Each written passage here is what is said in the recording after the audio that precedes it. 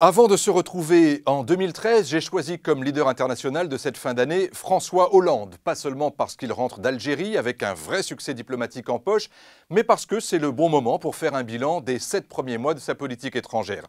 Sur l'Algérie, il faudra naturellement vérifier dans les faits comment cette nouvelle relation franco-algérienne se bâtit sur des dossiers sensibles comme celui de l'enquête sur l'assassinat des moines de Tibérine ou sur les grands dossiers économiques, en vérifiant par exemple d'ici 2015 si la France parvient à retrouver son rang de premier partenaire commercial de l'Algérie qui a été perdu au profit de la Chine. On verra ensuite au Maroc, dès la rentrée, comment la France entend relancer le dialogue méditerranéen entre les 5 pays du Maghreb et les 5 pays du sud de l'Europe. Reste aussi le dossier du Mali. C'est peu de dire que la France a été en tête de l'effort européen et occidental pour faire prendre conscience à nos partenaires de la menace islamiste au Sahel. Mais les résultats sont très lent, c'est tout le problème d'une diplomatie qui ne veut plus agir seule en Afrique. Dès que l'on veut s'associer et agir dans le cadre du droit international, les choses prennent un temps fou et ce calendrier-là fait le jeu des terroristes.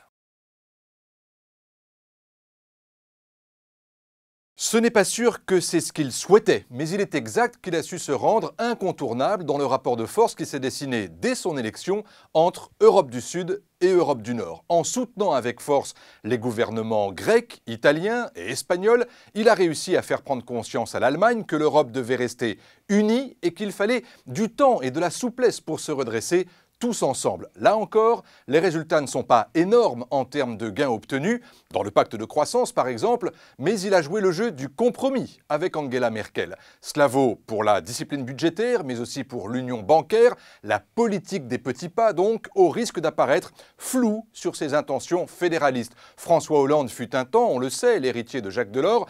Il serait dommage que son idéal européen ne soit porté, comme c'était le cas avec Nicolas Sarkozy, que par un pur pragmatisme dicté par l'esprit de clocher.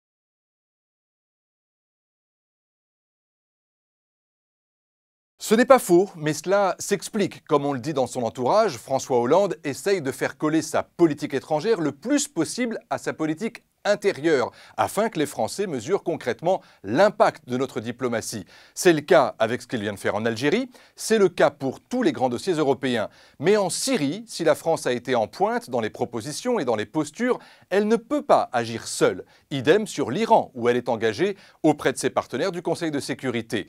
Quant à la relation avec Israël, François Hollande donne l'impression de ne pas savoir ce qu'il veut vraiment. Il cherche encore une position d'équilibre, mais la vérité oblige à dire que sur ces 3 sujets, la campagne présidentielle américaine et l'attente de la nouvelle équipe de Barack Obama a obligé les Européens à patienter et que l'élection israélienne de janvier sera déterminante également pour que les grandes puissances adaptent leur jeu à cette nouvelle donne politique. François Hollande sera donc testé sur ces dossiers brûlants tout au long de l'année 2013, peut-être même avec une première épreuve du feu.